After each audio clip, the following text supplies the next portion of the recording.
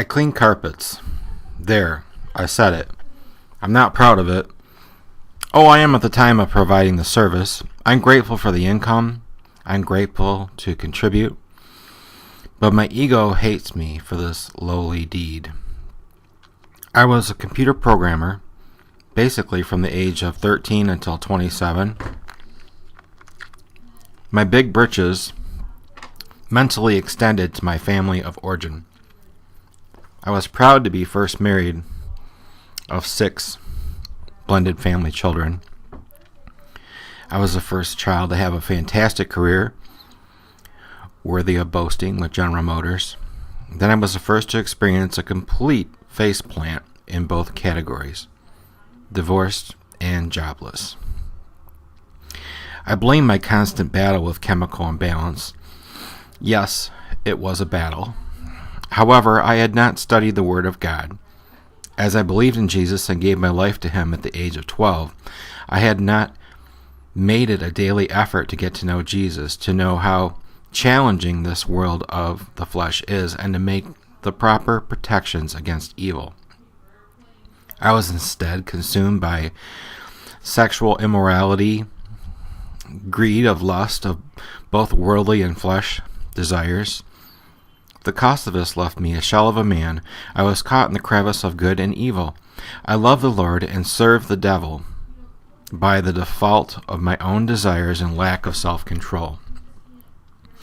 And in final destination of career choices, resolved as the Social Security disability judges declared that I would be greatly suited for a career as a janitor. I'm still quoting my departing line to the judges. Janitors pay $10,000 a year in child support? Of course, I became a good custodial engineer. I made it to team supervisor in a large cleaning crew in a large building. Later on, chose to start my own company. But that small image of myself kept creeping into my life, reminding me of how small, unsuccessful, and mentally unfit I was.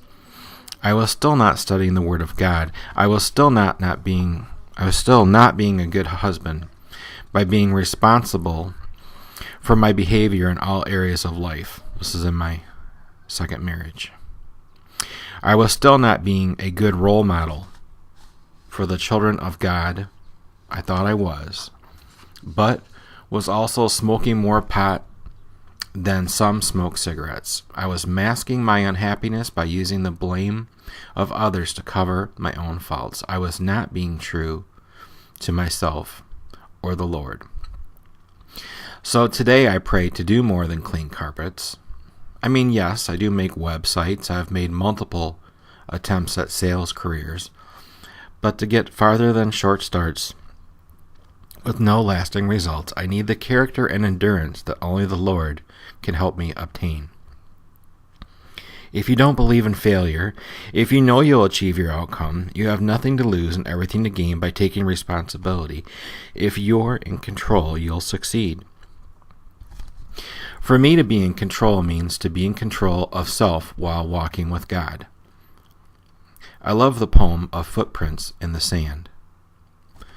One night I dreamed a dream as I was walking along the beach with my Lord. Across the dark sky flashed scenes of my life. For each scene I noticed 2 sets of footprints in the sand, one belonging to me and one to my Lord. After the last scene of my life flashed before me, I looked back at the footprints in the sand. I noticed that at many times along the path of my life, especially at the very lowest and saddest times, there was only one set of footprints. This really troubled me, so I asked the Lord about it. Lord, you said once I decided to follow you, you'd walk with me all the way. But I noticed that during the saddest and most troublesome times of my life, there was only one set of footprints. I don't understand why, when I needed you the most, you would leave me. He whispered, "My precious child, I love you and will never leave you.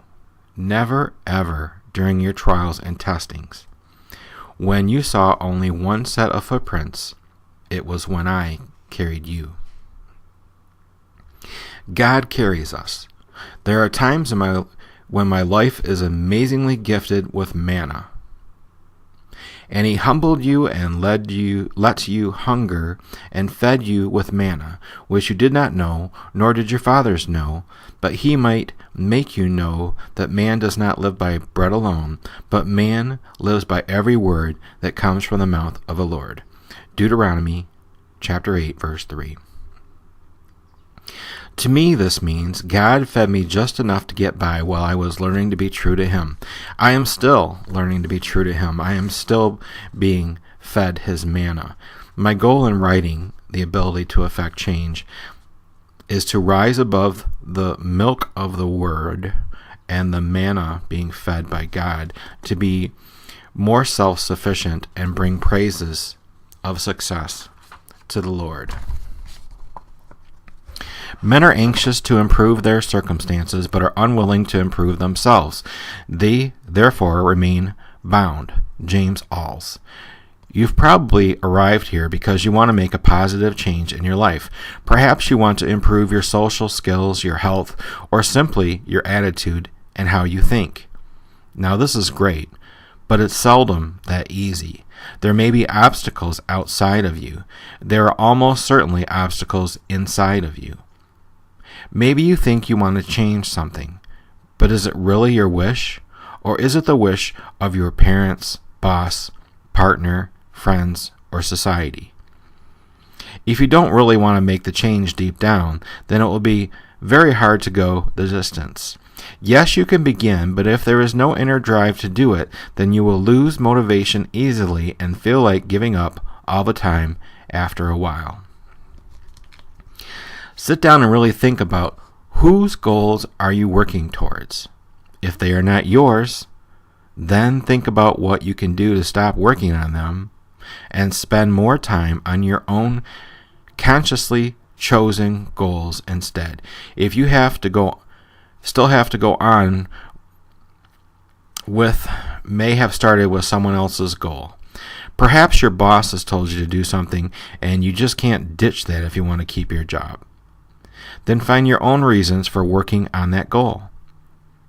Brainstorm and write them all down. Review that paper and make the goal into more of your goal and know why you are working towards it for your own sake.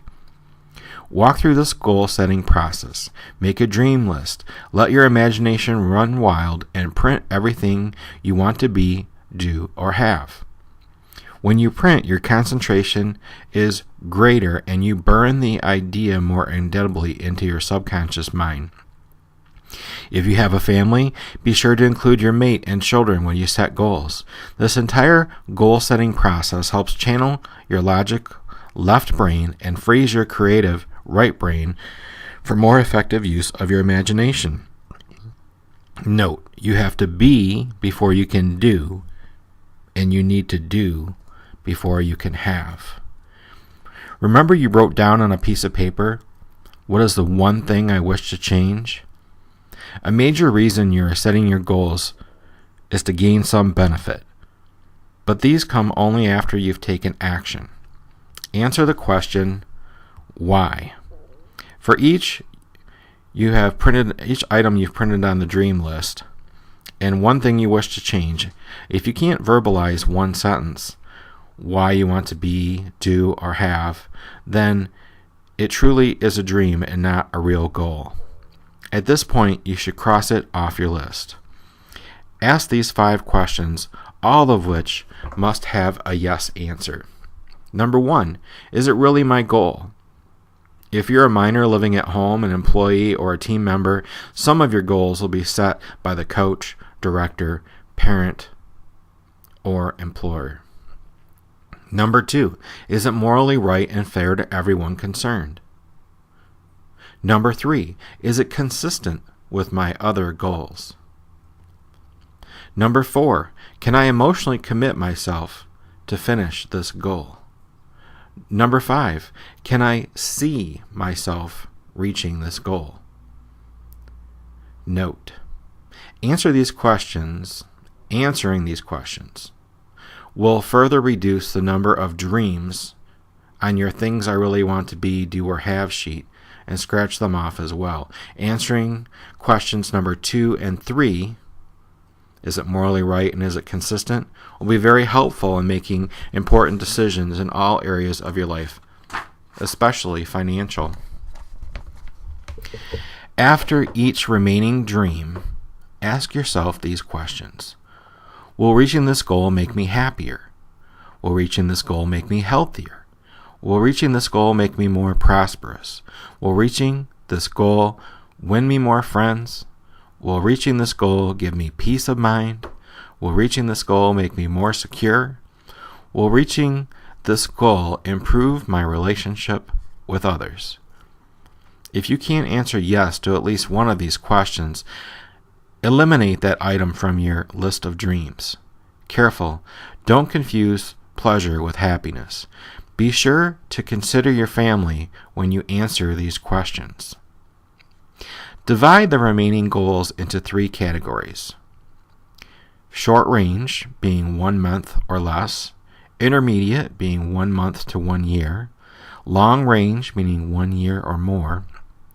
And mark them, SR, short range, I for immediate, intermediate, or LR for long range. On your things I really want to be, do, or have sheet, go ahead and do it now. By taking this step, you'll be able to quickly determine whether or not you have a balanced perspective between what needs to be done now versus your dreams for the future.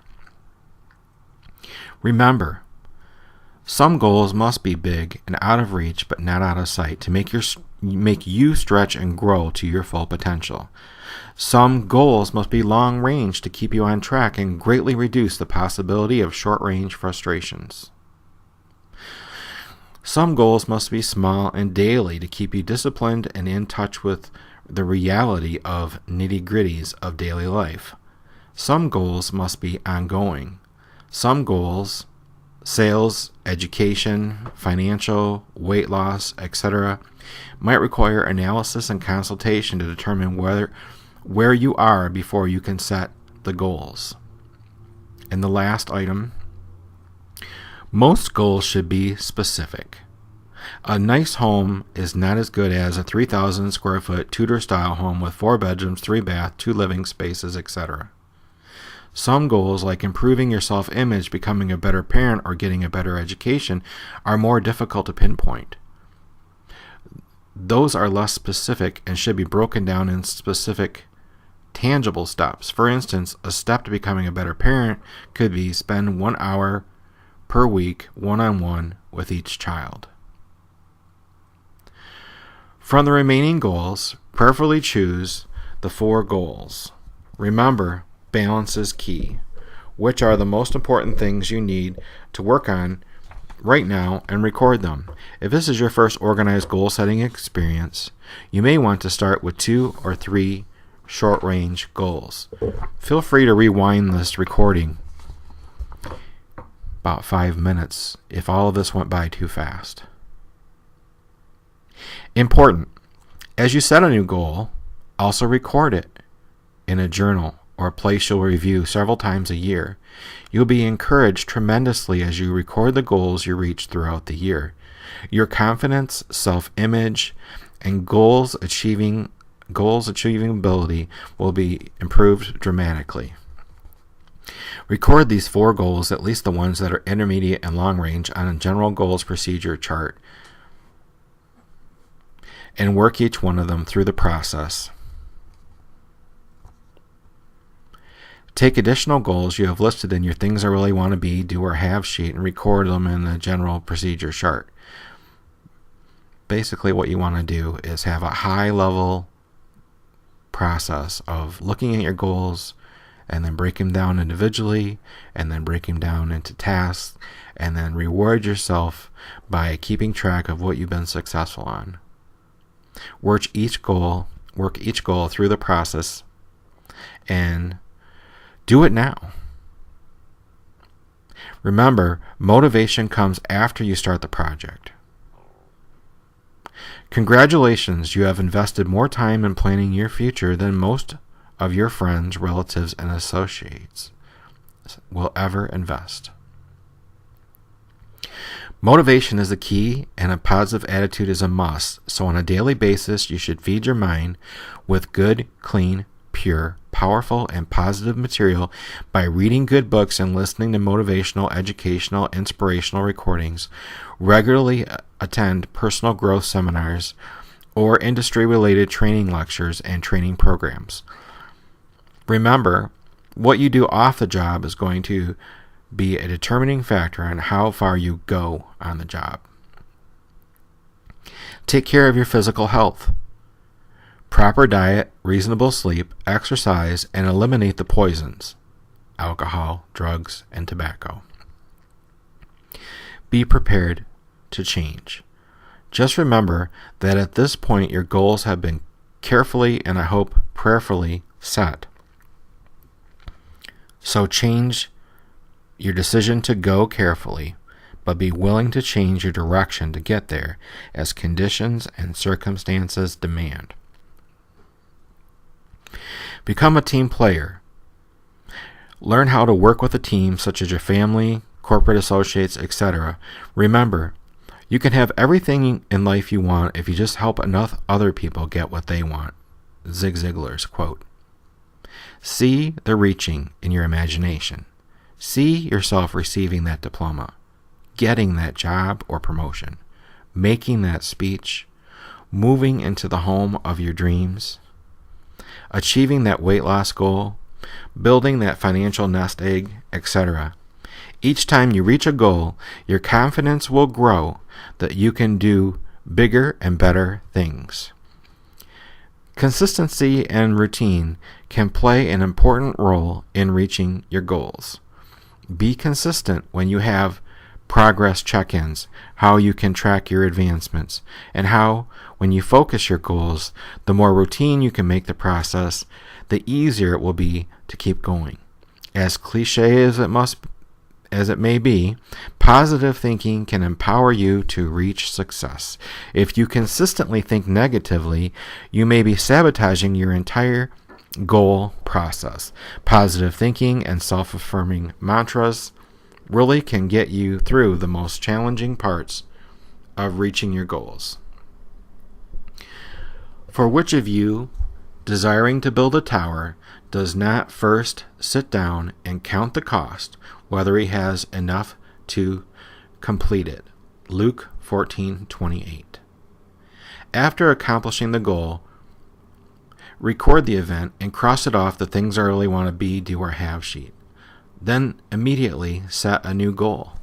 Remember that what you get by reaching your destination is not nearly so important as what you have become by reaching your goals, because what you will become is the winner you were born to be. If you want to reach your goal, you must first see the reaching in your own mind before you actually arrive at the goal. I can do all things through him who strengthens me. Philippians 4:13. You can't expect yourself to work steadily towards a goal without any type of reward along the way. Not only is that bad for your morale, but it can diminish the power of the entire process. Take time to celebrate every success for every goal, no matter how big or small. It will build your confidence and commitment and make it easier to keep pushing to reach those large-scale future goals. I press on towards the goal for the prize of the upward call of God in Jesus Christ. Philippians chapter 3, verse 14. And whatever you ask in prayer, you will receive if you have faith. Matthew chapter 21, verse 22. Is it really okay to pray for success? Yes. If you aren't praying for success, what's the alternative? Are you going to pray for God to make you a failure? O Lord, God of my master Abraham, please give me the success today and show unfailing love to my master Abraham. Genesis 24:12. Eliezer clearly shows us that it's okay to ask God for success in accomplishing a goal as long as the motive is right. When your success helps people and honor God, praying for success does not become a selfish act. It's the means to good testimony. In fact, here's what the Bible says. So let us come boldly to the throne of our gracious God, and there we'll receive mercy, and we will find grace to help us when we need it. Hebrews 4:16. Your prayers reveal how much you are depending on God to reach your goals.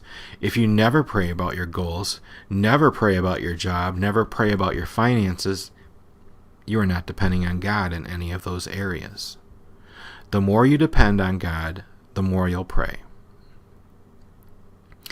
How you feel determines the behavior you will produce. You may have been trained as a youth, men mostly, that when bad things happen, you stuff it. Put the feelings away. To some degree, it deals with the issue at hand, but countless examples show otherwise. Acting out with violence, rudeness, compulsive habits, self-harm are all examples. A more effective approach would be to choose to respond versus react. Do you have the patience to wait till your mud settles and the water is clear? Lao Tzu. Much of life is spent in reaction to others and to the events around us. The problem is that these reactions might not always be the best course of action, and as a result, they can make others unhappy and make things worse for us, making the situation worse. The truth is, we often react without thinking. It's a gut reaction, often based on our fear and insecurities, and it is not the most rational or appropriate way to act. Responding, on the other hand, is taking the situation in and deciding the best course of action based on values such as reason, compassion, cooperation, etc. There will always be external events that bother us, but if we learn to respond and not just react, we can make things better and not worse.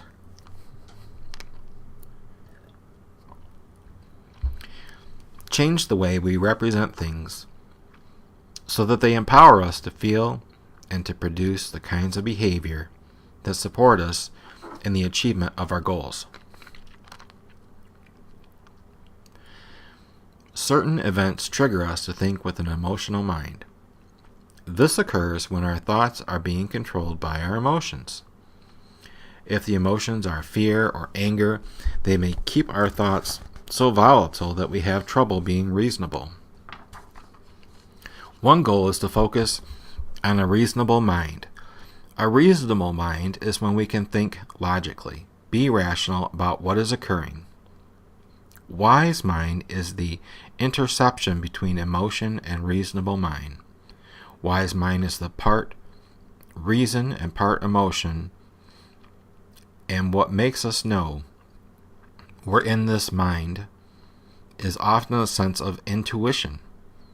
It can sometimes be described as that aha moment. When I experience wise mind, I have a sense of stepping back from the situation. Like, I might look at a person and be able to see how they're struggling. But I'm not taking their struggles personally. Rather, I have a sense of compassion that makes me want to be validating towards them. These references to emotion, reasonable, and wise are from dialectic behavior therapy. I studied what's called DBT in the year 2000 and also in 2010. DBT taught me that we have a choice to respond. We have a choice to rethink what a situation or a problem means. We have a choice to make our response a positive one. The past is our friend in this situation. If you've ever lost a friend, spouse, job because of words or actions on your part, you can change yourself so that won't happen again. Many of us have certain keys within our own mind that trigger our brain to respond in a particular way. For example, some people find that picturing something as being very, very large motivates them greatly. I work online, the internet, and find many opportunities for people to work at home, building their fortunes. The selling point is some person that has made it to success. Undoubtedly, the achievement includes a luxury or a sport car, a fantastic house in an exotic location. Obviously, the results are not typical, but the preface should be the same in our vision of success. Finding that the budget cruise you booked for under $2,000 because you kept your finances and vacation time successfully within a plan is a big deal, with many rewards. Almost all of us have certain key sub-modalities. The modality being how you represent your thoughts using the 5 senses. These submodalities that trigger immediate responses within us. Once we discover the different ways we represent things and how they affect us, we can take charge of our own mind and begin to represent things in a way that empowers us rather than limits us. Driving is a good example for me. The sun can blind me, hot coffee can spill on my crotch, a tire may blow out, a dog in the car may produce an unhealthy odor or substance, kids can yell and throw things. But in driving, there's no time for error. We must maintain control of the vehicle regardless of what we see, hear, taste, touch, or smell. So reactions are bad for those who need change. Responses are good. Getting a vision of rewards for our self-discipline is good. Finding what we take time to understand ourselves and our actions is good. Making choices that we have a positive outcome for us is a must. Taking care of ourselves is the primary goal. Remember, without good health, there's no enjoying the health we acquire. Money and grandchildren are enjoyed together better with a healthy mind and spirit. To quit a bad habit and start a good one is the goal. Real habits that plague you must be dealt with in a determined fashion. You can't just up and say, I'm going to quit today. You have to prepare yourself, plan it out, have a system of rewards, a support system, a person you can call if you're in trouble. Write down what you do when you get an urge to drop back into the habit. Print it out, post it up on your wall, at home and at work. If you wait until you get the urge to figure out what you're going to do, you've already lost. You have to be ready when those urges come. When the urge comes, this refers mostly to drinking, smoking, gambling, and swearing, your mind will rationalize, what's the harm? And you'll forget why you're doing this. Know why you're doing this before the urge comes. Is it for your kids or for your wife? Is it for your health? Have a very good reason or reasons for quitting whatever the habit is. List them out, print them out, put it on a wall. And remind yourself those reasons every day, every urge. Bad habits interrupt your life and prevent you from accomplishing your goals. They jeopardize your health, both mentally and physically, and waste your time and energy. All the habits that you have right now, good or bad, are in your life for a reason. In some way, these behaviors provide a benefit to you even if they are bad for you in other ways. Sometimes the benefit is biological, like it is with smoking or drugs. Sometimes it's emotional, like it is when you stay in a relationship that's bad for you. And in many cases, your bad habit is a simple way to cope with stress. For example, biting your nails, pulling out your hair, or pulling your hair, tapping your foot, or clenching your jaw. These benefits or reasons extend to smaller habits as well. For example, opening your email inbox as soon as you return to your computer might make you feel connected. At the same time, looking at all those emails destroys your productivity, divides your attention, and overwhelms you with stress. But it prevents you from feeling like you're missing out, so you do it again. Because bad habits provide some type of benefit in your life, it's very difficult to simply eliminate them. This is why simplistic advice like just stop doing it rarely works. Instead, you need to replace a bad habit with a new habit that provides a similar benefit. To keep this book simple, let's focus on smoking. Quit smoking and replace it with a good habit that successfully replaces what we got from it. To succeed at quitting smoking, you need to replace the habit with something else. You want to replace the cigarette habit with a healthier one. Here are 10 good habits you can substitute for the habit of smoking. Working out. You find yourself feeling jittery or stressed as you quit smoking, you may want to give exercise a try. Not only is a workout such as jogging, tennis, or walking good for most anybody, but it's also a great way to calm your nerves. Number 2, taking extra leisure time. How much time did you spend each week getting and then smoking cigarettes? Take up a personal pursuit or hobby that you've been putting off due to lack of time. Drink lots of fluids. Drinking lots of fluids actually promotes your attempt to quit. Increasing amounts of fluids literally helps wash out some of the toxins and pollutants that have accumulated in your body as a result of using tobacco. Meditating. Meditation is one of the most powerful and gratifying tools you have available to you. The beauty of meditation is that it is easy to learn and extremely portable. You can meditate anywhere and almost any time. Start by taking a deep breath and visualizing the inrushing air as cool, cleansing, and filling every part of your body with clarity, peace, and calm. Continue your deep, regular breathing. Use a slow measured count of 4 for the inhalation, 4 for the held breath, and 4 for the exhalation, and 4 for the pause before restarting. Feel the oxygen expanding into the furthest reaches of your body. Start with your toes, then working up. Alternately clench and relax each part of your body, spending as much time as necessary to instill a poise, a kind of relative alertness in each limb and muscle. As you proceed, keep visualizing the incoming breaths as cleansing, wiping out the day's thoughts and cares. You're aiming for stillness, for awareness that's not clouded or distracted by errandless snatches of songs or thoughts of I. Number 5. Focus your energy outward. Focus your mental energy, your perceptions, and your immediate responses to the world outward is a great strategy for quitting success and for general success. When every fiber of your being is crying out for a smoke, you can resist by turning your attention outward from your body to something else.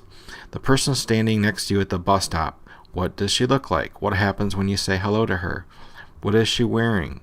What do you think? Do you think she's going to a safe, pleasant place, or does she have her own inner struggles that she has only partly succeeded in masking from the rest of the world? Number 6, use nicotine replacement therapies. Tobacco substitutes, including patch, nicotine gum, nicotine aerosol inhaler, and Zyban, can help you free yourselves from nicotine entirely by giving you the nicotine your body craves without accompanying toxins. Falling for fruits and vegetables. Rethinking many of your taste preferences is a fundamental aspect of quit smoking. You need to learn to appreciate the value of totally different tastes and sensations. Think about celery, the cleanliness of it, or spinach. Can you smell it? Can you taste the difference between romaine, Boston, and iceberg lettuce?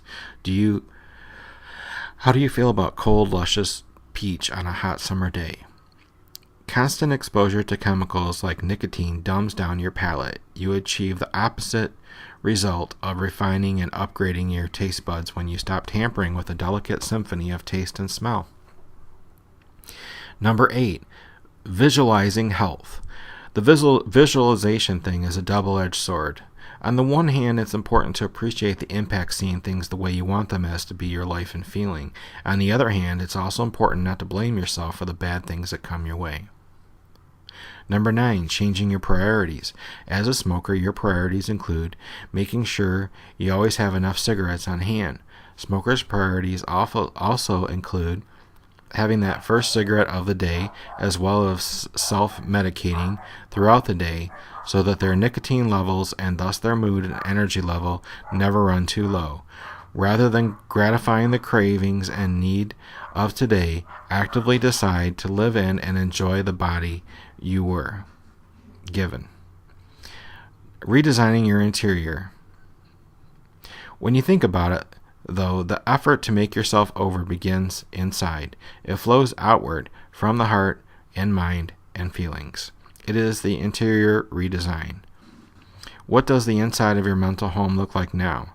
Is it gracious, full of light, comfortable, and spacious, or is it a carpenter's dream, begging to be renovated? Number 12. The way you want to be is solid, consistent, and steady. You decide what you want in life, and then you mobilize what it takes to get it. Starting good habits to replace the bad ones is the next focus. Christ has commissioned each of us who believe in him to take his message to all people, no matter who they are or where they are. We are not the ones who get to choose who needs to hear the message of God's forgiveness, grace, and mercy. We are instead those chosen by God to serve those who are hurting and in need of our world by sharing his message with all people. The ability to affect change would include to grow beyond struggles into freedom found in Jesus Christ. We are ready, willing, and thankful to be God's hands and feet and step outside of our comfort zones to engage with those who are incarcerated, to bring his healing message to them too. I can do all things through Christ who strengthens me. Philippians 4:13. Each and every genuine Christ follower has been given spiritual gifts for the serving. Also, each part doing its own work expands the ministry of the church. Yes, the church is part of you. As you are Christ's hands and feet, you are also part of the church. Contempt, hatred, envy, and strife are very unnatural in Christians. It is like the members of the same body being without concern for one another or quarreling with each other. The proud, contentious spirit that prevailed as to spiritual gifts was thus condemned. The offices and gifts or favors dispensed by the Holy Spirit are noticed. That means that your life is balanced, an inclusion of work, family life, and the Christian walk. A Christian finds it easy to do what's right? Probably not. All Christians have the same ability to resist temptation? Definitely not. Our desires are a major source of temptation. Giving your heart to God and learning his desires helps. Studying daily to submit to the Lord will help. All desires are not evil. Take delight in the Lord, and he will give you the desires of your heart. Psalms 37, verse 4. Just like an earthly father who delights in providing his children with the things that they write down on their Christmas list, our Heavenly Father delights in giving us the things we desire, but not all of them. There are times when we desire something that seems good to us, but from God's point of view, it would not result in our ultimate good. Our Father in heaven truly knows what's best for our lives. There are times when we want certain things that he knows would be a hindrance to us. I've heard a story of an interview with a world-class pianist. The reporter remarked that he would love to be able to play the piano as well as this man did. With a slight smirk, the musician replied, "No, you wouldn't." The reporter was shocked. "What do you mean?" he asked. The pianist then said, "To be good as me, you would have to have begun studying piano not long after you learned to walk. When your friends were out playing games, you would be inside playing your scales. You would have to play for 8 hours every day and then perform nearly every night. You would have to travel around the world, moving from one hotel to another. You would be constantly lonely, not being able to maintain long-term relationships. No, you wouldn't want to be as good as I am." There's no such thing as divine rejection. There are times when we cry out to God, "Lord, this is the desire of my heart. Please give it to me." But the Father knows that the thing we want so badly is actually bait on a sharp hook. If we were to swallow that bait, it would take us to places we did not want to go. In his great love for us, God may withhold certain things to protect us. His plan for us are His plans, and He knows best. Often, when we do find our heart's desires do come true to a degree in a job, spouse, or home. But in the end, we trust in God, and the constant prayer must be there to maintain the relationship, to ensure we stay close to the Lord. Time management is the first tool after good habits, goals, positive thinking, good health, and patience. Did you know that the very most rich people and the very most poor people have exactly the same amount of time, 24 hours in a day and 7 days a week? Did you know there are more immigrant millionaires in the United States than millionaires that were born here? You have two choices. You can make a living, or you can design a life. Jim Rohn. Time management is based on several factors. When do you do your best work? What are the most difficult tasks that you must do? What tasks provide the greatest return on your time? What are the types of work you need to accomplish? Driving, desk time, meeting times, writing times, labor times. Be organized with your time. It's the greatest reward we can give ourselves. Many teams I have been on have used the Sunday evenings to plan the week. These teams are members that work alone and together. The communication with each other during the week gives the information needed to determine how to best approach the work that you need to get done. These references are given in relation to sales, which requires quite a bit of self-discipline. Meetings on Tuesday, Wednesday, and Thursday are planned from a team perspective. The 8 hours required to make phone calls to customers are planned for open hours on Wednesday and Thursdays. Appointments are on Fridays and Saturdays. Paperwork is submitted as gathered on Monday as being the day to see applications through. This is primarily for insurance I'm speaking of. Time with family is best suited for Monday, Tuesday, and Sunday. Training will vary as meetings in the state or convention. Time to work out can be fit in early or late 3 times a week. Weekly Bible study can be planned for Tuesday. You see, there is a way.